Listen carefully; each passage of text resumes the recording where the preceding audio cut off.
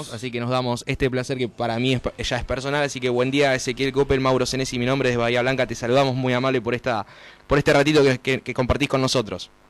¿Qué tal, Mauro? ¿Cómo andás? Bien, bien, aquí estamos. Y bueno, consultarte, había visto que saliste en algunos de los medios. ¿Qué fue el significado político y simbólico que ha tenido el viaje del Papa Francisco a tierras de Medio Oriente? Y en especial creo que ha tenido un simbolismo muy fuerte la reunión con el ayatolá de Irak, Sajid al-Sistani.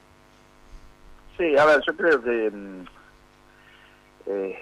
la jugada de Francisco fue multifuncional, o se puede explicar bajo muchas causas. Una, mirando al pasado, podemos decir que fue como un lamento por lo que está sucediendo con las comunidades cristianas en Medio Oriente, en el sitio donde han nacido y donde en este momento están casi en retirada, es decir, la población cristiana en Medio Oriente año a año sigue disminuyendo.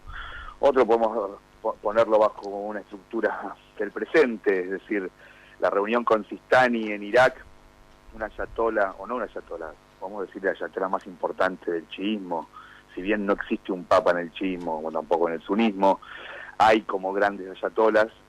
Sistani vendría a ser como el ayatolá más moderado del chiismo, de los más importantes, claro, a contraposición de los ayatolás iraníes. El mensaje de Francisco fue, bueno, quiero marcar la independencia de Irak, porque Sistani, a pesar de haber nacido en Irán y hace muchos años en Irak, siempre ha destacado que Irak no tiene que ser el patio trasero de Irán, lugar donde opera fuertemente con milicias luego de la ocupación estadounidense. Entonces esto ha sido como un mensaje también a Irán, diciendo Irak es Irak, que es un país independiente, y después como un mensaje a futuro, una apuesta a futuro, que fue todas las reuniones que tuvo Francisco en lo que es el Kurdistán iraquí. Yo creo que si bien no puedo decir que, bueno, a partir de ahora van a ser un Estado kurdo, pero yo creo que es un simbolismo muy fuerte, y si algún día vemos un Estado kurdo en ese territorio, no se van a olvidar de lo que hizo el Papa. Recién mencionabas, y siempre me llama la atención, recordemos que en los 80 Irán-Irak tuvo una guerra entre ellos. ¿Cómo es posible que Irán esté siendo un actor tan relevante en los terrenos iraquí? O sea, ¿cómo lograron introducirse y tener ese apoyo popular? ¿Por qué se sucede esto? Sí, esa guerra que decís es la gran guerra olvidada de Medio Oriente, es una guerra donde murieron más de 1 millón de personas, se calculan que cerca de 1.500.000 personas, duró 8 años. El tema es que tanto Irán como Irak son prácticamente, en Bahrein, son unos únicos países con mayoría chiita en todo Medio Oriente, Irán e Irak. Ahora, el tema es que los iraquíes son árabes y los iraníes son persas. Claro. Es decir, entonces hay como una, digamos, cuando en el pasado Saddam Hussein, que fue un dictador sunita en un país de mayoría chiita como es Irak, los chiitas siempre estuvieron bastante oprimidos. Cuando Estados Unidos, esto poca gente lo marca, directamente terminó beneficiando a Irán, porque le sacó al dictador sunita que más presionaba las fronteras iraníes hacia lo que es el oeste de Irán. Bueno, los chiitas agarraron como un nuevo impulso, y dentro de ese nuevo impulso esa nueva vanguardia, es decir, tomaron el control del país, los chiitas en Irak. Bueno, ahí se dividió entre, digamos, algunos más light, es decir, algunos partidos políticos un poco más suaves, que querían algún tipo de marcar la independencia iraquí, y luego Irán empezó a intervenir fuertemente dentro de Irak con milicias que terminaron respondiendo, milicias chiitas terminaron respondiendo más a Irán que a su país de origen. Principalmente es porque, bueno, el chiismo es muy fuerte dentro de Irak, y bueno, y también Irán sigue siendo un polo del chiismo político que trata de influir a través del mundo. Y que me imagino que necesita Irak para poder abastecerse en Siria y en el Líbano. O sea, uno cuando ve el mapa... Exacto. Una de las cosas que ha pasado en los últimos 10 años es, si uno ve el mapa de Medio Oriente, va a ver que lo que es en el norte de Medio Oriente, sin contar Turquía, sí, lo que estamos hablando del norte de Siria, el norte de Irak, lo que estamos viendo es que hubo un gran desplazamiento, vamos a llamarlo, una limpieza étnica de comunidades sunitas en lo que es el norte de Medio Oriente. Y entre ese desplazamiento, esa limpieza étnica, para llamarlo de alguna manera, bueno, Irán ha logrado tener de alguna manera la primacía en el norte de Medio Oriente y conectar con sus aliados en la zona. ¿Y cuáles son los aliados de Irán principales en la zona? Principalmente es el Hezbollah, que es un grupo chiita, libanés, chiitas siempre han sido el grupo más golpeado dentro del Líbano. Digamos que eso ha cambiado con la guerra civil libanesa, donde han de alguna manera alterado la ecuación del poder en el Líbano, y de alguna manera Hezbolá, al ser un grupo árabe, pero a pesar de ser chiita, comunica muchas veces en árabe, es decir, una cosa es Irán comunicando en un Medio Oriente de mayoría árabe en persa, y otra cosa es el Hezbolá, un grupo chiita comunicando en árabe. Le da más cercanía al pueblo. Exactamente, entonces, digamos, lo que vos dijiste muy bien, ese corredor, a pesar de que no solamente es terrestre, también es aéreo, le permite a Irán, si ustedes ven el mapa de Medellín, le permite a Irán conectar con Irak, luego conectar con Siria, donde sostiene a Bashar al-Assad, que es una minoría separada del alawismo hace décadas y décadas, y luego conectar con el Hezbolá libanés. Creo que el Kurdistán es el pueblo o la nación que no ha logrado constituirse como un estado que mayor población tiene, y cuando uno habla de Kurdistán tiene que hablar de Erdogan, Turquía. Sí. ¿Qué tan posible es un estado de Kurdistán y qué tan posible es que Irak pueda sobrevivir los márgenes o el territorio como actualmente los conocemos? Porque uno ve que Irak se ha convertido como un teatro de operaciones o donde juegan, se disputa donde está una guerra subsidiada, digamos, donde se hace la guerra Irán, Estados Unidos, donde todos los grandes juegan ahí. Parece que por Irak uno no puede imaginarse que salga de ese, porque hay tantos intereses que ha sido más fuerte. ¿Cómo te imaginas que Kurdistán pueda lograr tener un estado si es que lo quieren tener, y cómo influye Turquía? Ahora, los kurdos están ante una pregunta interna, y también que va a ser, de alguna manera, esa pregunta no la va a responder ellos solos, la va a responder en el territorio donde están ubicados. Está la respuesta maximalista de los kurdos, es decir, queremos un Kurdistán en lo que es parte de Irán, parte de Irak, parte de Siria y parte de Turquía. Bueno, eso es un deseo, una locura. No es una locura, sino es un deseo, como yo puedo decir, quiero que todo Puerto Madero sea mío. Quiero que toda la provincia de Córdoba sea mía. Bueno, es complicada, y no solamente es complicada por el deseo, que es casi imposible, sino por los enemigos que tenés para realizar ese deseo. Yo creo que solamente la única oportunidad que tienen los kurdos de hacer un Estado, yo sé que es bastante políticamente incorrecto y muchos se enojan cuando digo esto, es en el norte de Irak. Y la única posibilidad que tienen los kurdos de hacer un Estado es gracias a Estados Unidos. Esa es la verdad. Estados Unidos le creó una zona de exclusión aérea para que Saddam Hussein no los mate como moscas, como terminó la guerra del Golfo, la primera guerra del Golfo, y tenemos mal que mal como una autonomía kurda en el norte de Irán. No es un Estado, por supuesto, pero es un protoestado. Ahora, yo sé que mucha gente se le despertó mucho interés con los kurdos a partir de las milicias o las milicias autogestionadas de izquierda en Siria, con las mujeres ahí combatiendo, etcétera.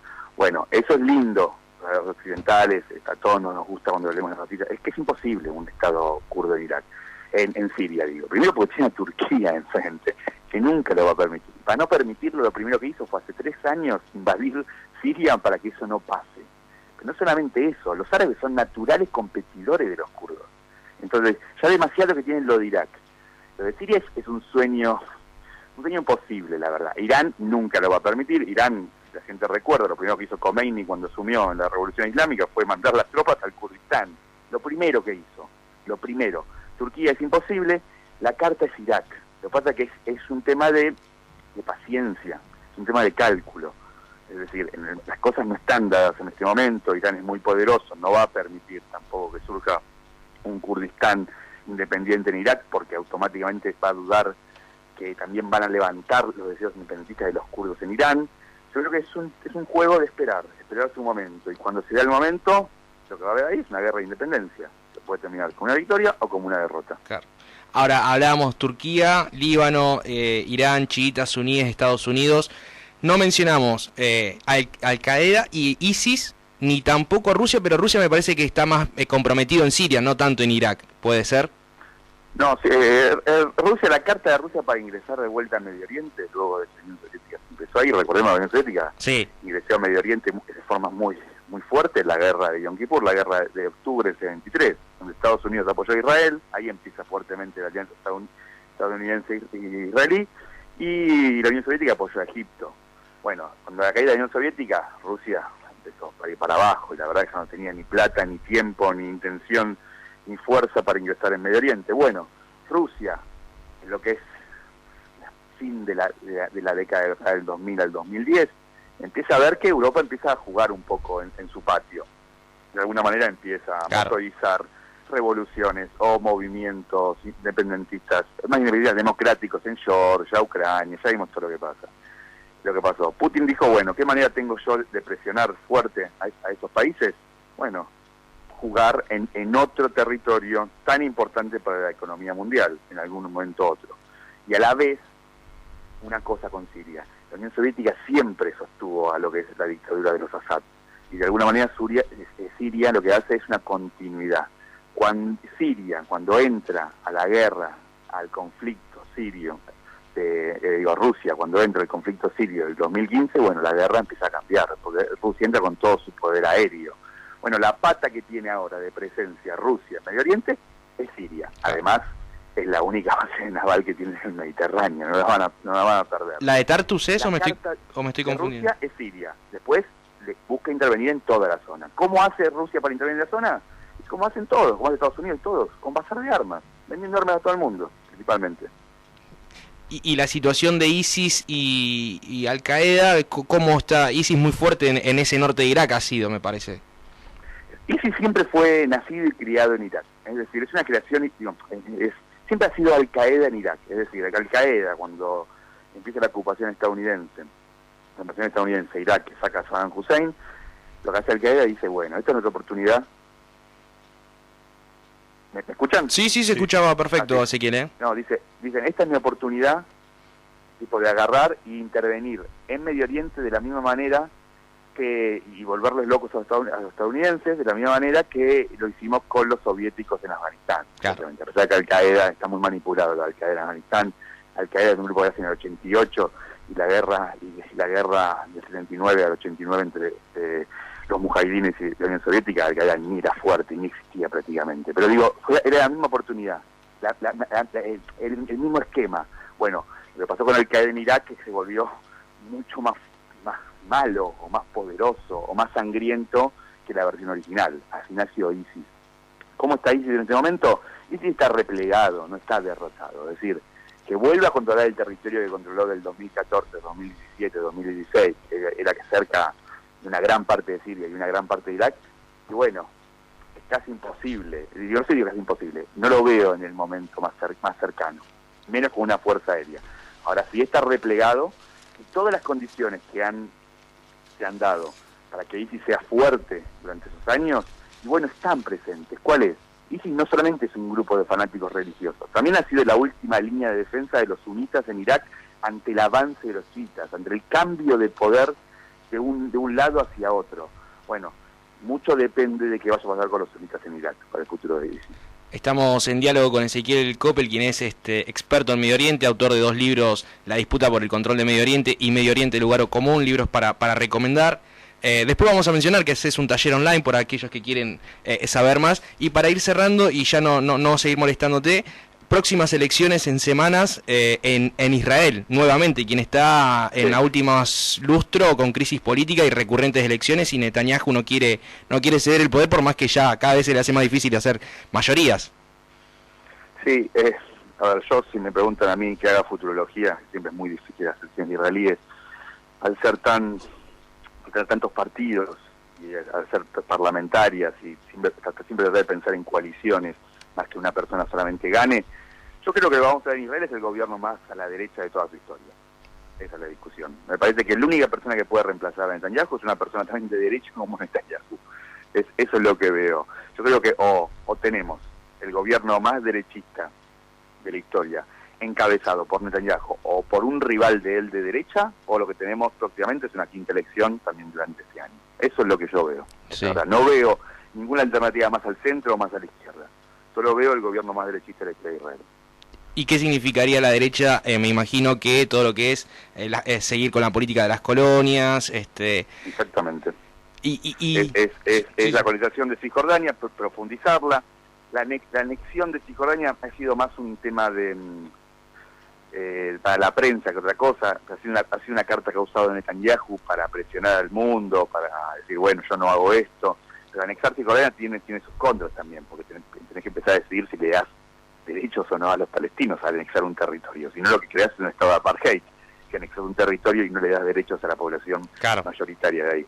Lo que se va a ver para mí es, con un gobierno así, es más colonia, no más colonia, más construcción dentro de las colonias, una posición bastante a lo halcón, es decir, beligerante contra Irán y contra el acuerdo nuclear, un ida y venida con el gobierno estadounidense, es decir, Biden nunca va a cortar con Israel, pero tampoco hay cosas que no le gustan a Netanyahu, más de lo mismo, la verdad. Es el mantenimiento del status quo israelí. Y se frenaría esto de entablar relaciones como hizo con Emiratos Árabes, con Bahrein, creo que Marruecos también fue uno de los países que... Yo creo que con eso todo se va a mantener, la verdad. ¿Por qué? Porque, ¿viste cuando dicen ese dicho, el enemigo de mi enemigo? Sí. Es mi amigo, de alguna manera. Bueno, pasa con Irán. Es decir, todos estos países terminan haciendo la paz o acuerdos con Israel porque temen mucho más a Irán, un país con el que tienen bastantes disputas, y el que, por otro lado, con la antigua resentimiento árabe-persa, los árabes resienten mucho lo que es el imperialismo persa, el histórico imperialismo persa. No es que no ha habido imperialismo árabe, pero digamos que recuerdan solo de un lado. Por otro lado, pasa eso. Yo creo que se va a mantener todos esos acuerdos por el hecho de que todos temen a Irán. Entonces, mejor agrupados que separados.